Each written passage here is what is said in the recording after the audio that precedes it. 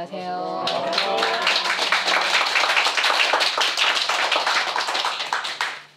참으로 부끄럽습니다. 늘 이렇게 박수 소리를 받아서 마땅한지 참 늘 그런 생각이 들지만 오늘 크니까 더더욱 그런 생각이 드는 것 같아요. 세상에 공짜가 없잖아요. 받는 사랑의 마음 하나도 나에겐 업이 되고 받는 이 박수 소리 하나도 나에게는 업이 되는 것 같아요. 내가 여러분들한테 정말 이 박수 소리만큼 제가 서서 이렇게 얘기할 만한 과연 허물이 없는 사람인가 이것도 돌아보게 되고 늘 여기 올 때마다 그런 생각을 해요. 그래서 참 오늘은 더 마음이 무거운 것 같아요. 우리가 누군가의 관심이 결코 좋은 것이 아니에요. 누군가의 관심과 누군가의 사랑은 반드시 그것이 때로는 내 발목을 잡을 날이 오거든요. 누군가의 관심과 사랑은 내가 또한 누군가한테 주는 관심과 사랑 또한 나의 관심과 사랑이기 때문에 반드시 내 발목을 잡게 돼요. 그건 어디까지나 개인적 사랑과 개인적인 게 아닌 어떤 대승적 사랑의 차원으로 다가갈 때 거기에 마음에 업이 없게 되는 거지, 사소한 인정과 사소한 마음으로 주고받음을 하게 되면 반드시 그 어변의 고리에 스스로 발목이 묶인다라는 그런 것이 오늘 시작에서 이제 말씀드리고 싶어요. 그 또한 음양의 이치라는 생각이 들거든요. 우리가 음양이라는 것이 그렇잖아요. 중도, 우리가 중도를 말을 할 때 있어서 양변을 버려서 드러나는 것이 중도의 자리다라고 말할 수 있잖아요. 음양 또한 마찬가지인 것 같아요. 한 마음을 내에 있어서 음과 양이 있고요. 그 다음에 우리가 한 목소리를 씀에 있어서도 음양이 존재를 해요. 남자 여자를 말할 때 음양을 말하지만 남자 하나를 놓고도 음양이 있잖아요. 세상에 쪼개고 쪼개고 쪼개도 더 이상 쪼개질 수 없는 자리만큼 가는 것이 음양의 자리이거든요. 나투어짐과 나투어지지 않음도 음양이고, 그래서 음양을 도라고도 말하잖아요. 음양의 도, 또 이렇게도 말하기도 하잖아요. 그래서 제가 오늘 말씀드릴 것은 음양과 그 의통이라는 거에 대해서 말씀을 드리고 싶어요. 우리 민족은 인간 존중 사상이 어느 민족보다도 굉장히 발달된 민족이 우리 민족이에요. 인간 존중, 생명 존중. 이것이 너무도 우리나라 민족은 정말 잘 의식체계가 이미 발달되어 왔다라는 거예요. 그 자아의 이런 자아의 의식이 아니죠. 이 의식이 그것이 발달되어 왔다라는 거는 굉장히 우리 민족은 영혼이 밝다라는 이야기를 하고 싶어요. 밝은 민족인데요. 그 사상이 특히 우리가 어디에 많이 들어가 있냐면 신만이들이 상꾼들이잖아요. 산을 탈 때 있어서 산삼을 캐러 갈 때는 날고기 안 먹고요. 목욕 재개하고요. 탁한 거 보지 않고요. 탁한 마음 갖지 않아요. 근데 그들이 어떤 딱히 종교가 있어서 그렇게 하는 건 아니거든요. 그것이 기본이 되어 있거든요. 이미 그런 사상이, 생명 존중 사상이 이미 기본이 되어 있고 그 안에는 신선 사상이 또한 들어가 있기 때문에 그 신만이들이 산신을, 그 산삼이라는 건 산신의 분신을 우리가 산삼으로 대신해서 보잖아요. 그래서 그 산삼을 맞이했을 때는 합장을 해서 절을 하잖아요. 절을 해서 마땅히 그 산신의 기운을 정말 물질로 받아서 가지고 오는 거잖아요. 그래서 아픈 이들한테 그것을 전해주잖아요. 그러면 그 신만이들도 보면 작게 보나 크게 보나 아픈 사람들을 낫게 해주는데 그 자기의 영험한 기운의 파동으로 그 당겨서 올라가는 자리 끝에 그 맑음과 영혼의 맑음과 이 육신의 이 맑음이 하늘의 기도를 통해서 올라가서 그 산삼을 만나고 오잖아요. 그래서 결국은 우리가 의통이라 하는 것도 보면 내가 타고난 코드로 그 자리에 의통이 있지만 의통도 수없이 많이 나눠질 수 있다고 봐요. 쪼개고 쪼개고 쪼개면 음양처럼 다양한 의통이 나눠질 수 있어요. 우리가 의통하면 가장 기본적으로 많이들 생각하는 것이 손으로 한다. 뭐 이제 이 정도로 많이 가장 기본적으로 생각을 하지만 사실 그것도 맞지만 세부적으로 쪼개면 사람 마음 하나 치료해 주는 것도 의통이라고 볼 수 있다라는 거죠. 그래서 제가 오늘은 여러분들한테 한번 생각할 수 있는 질문을 드린다 한다면, 만약에 여기에 위중한 암 환자가 한 분 계세요. 그냥 암이세요, 이분이. 뭐 위중하지 않더라도 암 환자가 한 분 계시는데요. 이 암 환자를 치료함에 있어서 이 의통이라는 것이 이 암 환자를 치료함에 있어서 어떻게 하는 것이 옳을 것인가? 내가 과연 의통 하나만 가지고 있다 해서 이 사람을 치료할 수 있을까요? 이제 이런 질문을 제가 한번 드리고 싶어요. 제가 이 수행터에 있으면서 선사님을 통해서 바라봤던 것들이 있어요. 어떤 분들이 아프신 분들이 오면 무조건 선사님이 단박에 그걸 다 치료해 주기를 바라세요. 아주 단순한 생각이에요. 예를 들어서 있잖아요. 정말 아프신 분이 왔어요. 근데 그 아프신 분들이 한 번에 아파졌을까요? 몸과 마음이 둘이 아니라 하면 그 사람이 살아왔던 삶이 있잖아요. 그 삶에서 그 사람이 풀어냈던 감정의 체계도 있을 것이고 그 사람이 지금 사람들 관계에서 풀어내는 것도 있을 거예요. 그죠? 그런데 그런 것들이 모여서 이 세포는 각자 유기체적인 각자의 것들을 갖고 있단 말이에요.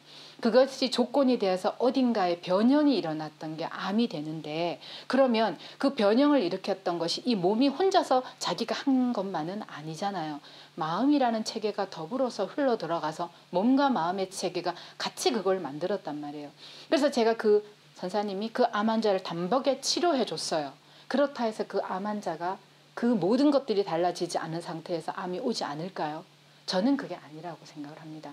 그 사람이 받아야 될 마땅한 어변이 그것에 놓여 있다면 치료해 주는 거는 흐르는 방향을 돌려주는 거지만은 스스로 그 사람의 가진 마음과 가짐의 행동이 달라질 때, 그럴 때 이 세포 자체가 변화한다는 거예요. 그 사람이 가진 한 생각, 한 마음, 이것이 울림이라는 파동을 통해서 그 사람 세포 끝까지 전달이 되었을 때 그 세포를 변화시켜 준다는 거죠. 그래서 반드시 의통이라는 거는 몸과 마음, 음양이 같이 들어가야 된다는 거예요. 그래서 우리가 의통을 하시고자 우리가 하시는 분들이 많이 계시고, 또 실제로 의통의 기운을 갖고 계시는 분들이 여기는 굉장히 많이 계세요.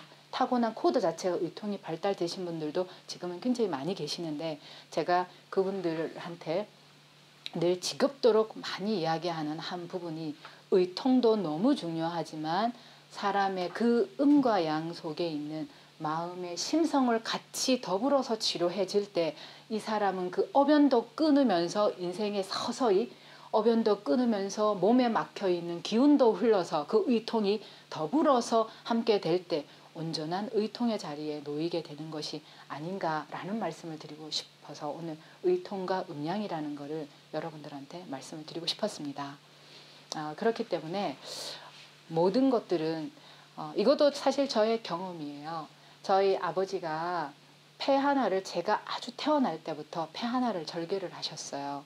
그래서 이 폐 하나를 절개를 하시면서 호흡이 굉장히 가쁘셨거든요. 오진으로 폐를 절개를 하셨어요. 그래서 굉장히 이게 호흡이 가쁘신 걸 제가 어렸을 때부터 보고 자랐어요.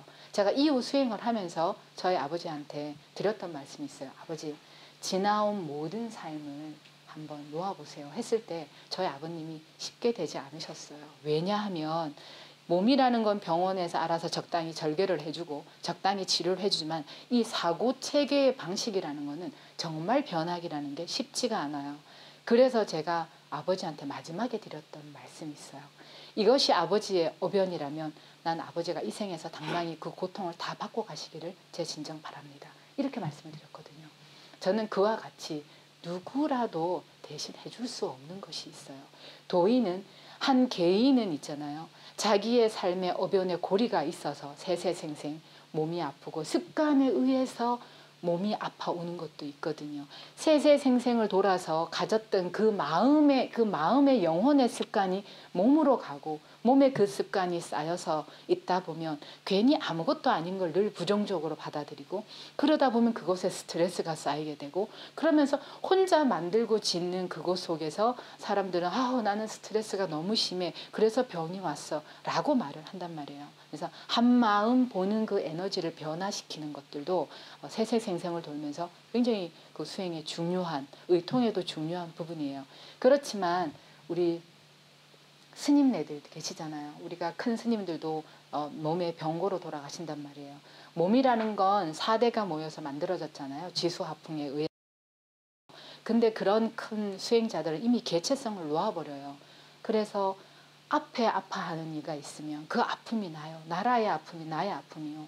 이 대중의 아픔이 나의 아픔으로 들어올 때가 있어요. 때로는 그 아집에 묶여서 보지 못하는 그 마음이 이 고통을 칠 때도 있고, 그래서 수행자의 아픔은 한 개인의 아픔이 이미 넘어가는 전체의 아픔이 되어버려요. 그러다 보니 저는 그분들의 그 아픔이 모이고 모여서 또 몸으로 오기도 하고 이왕 아플 거면 몸이야 어쩔 수 없는 우리가 가지고 있는 거라면 아프고 닳고 그죠? 적당히 뭐 그러다 보면은 죽기도 하는 게 이 몸이지만은 우리가 가지는 의식 그 생각 체계가 이왕이면 내 업으로 아픈 것보다는 세상 모두를 끌어안아서 안는 그런 아픔에 놓이는 것이 더 가치 있지 않을까라는 생각을 하게 됩니다. 그래서 오늘은 제가 드리고 싶은 말씀은 정말 딱 요거 의통과 음양이에요. 네, 이거 하고 이제 저희 동화책 속에 보면 도깨비가 나오는데요. 이 빨주노초 파남보 도깨비가 있어요. 이 빨주노초 파남보 도깨비가요.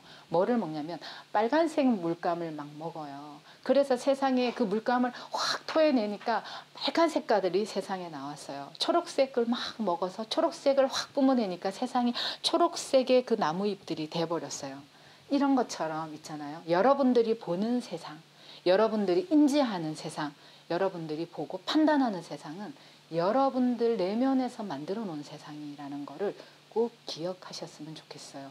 예를 들어서 제가 우리 앞에 계시는 워런님한테 있어서 워런님 키가 너무 작고 눈썹이 너무 새까매서 너무 웃겨요. 이렇게 얘기를 했단 말이에요. 그러면 웃긴 건 워런님이 웃긴 게 아니에요. 내가 웃기기 때문에 워런님이 웃겨 보이는 거와 같은 거거든요. 도깨비가 빨간 걸 먹고 빨간 걸 딱 품어내듯이 내 안의 상처와 내 안에 어떤 거를 내재하고 있느냐, 신성함을 내재하고 있느냐에 따라서 신성함이 나올 것이고요. 나한테 탁함과 지저분함과 잡스러움이 있으면 그 잡스러움이 결국 상대를 보게 되는 거와 똑같거든요. 그렇기 때문에 우리 수행자들은 뱉어내는 말과 바라보는 시선이 결국은 내 자신의 현 주소를 말하는 거기 때문에 누가 보든 안 보든 상관없이 누가 보냐면 내 안에 있는 두 양심이 나를 보고 있거든요. 그래서 타인의 눈을 두려워하는 것도 중요하지만 타인의 시선이라는 건 타인이 판단하는 거거든요. 그것이 옳다고 할 수는 없기 때문에 내 두 양심과 내 인생의 철학의 어떤 그 뒤돌아 봤을 때 역사라는 것을 수행자는 반드시 두려워해야 돼요.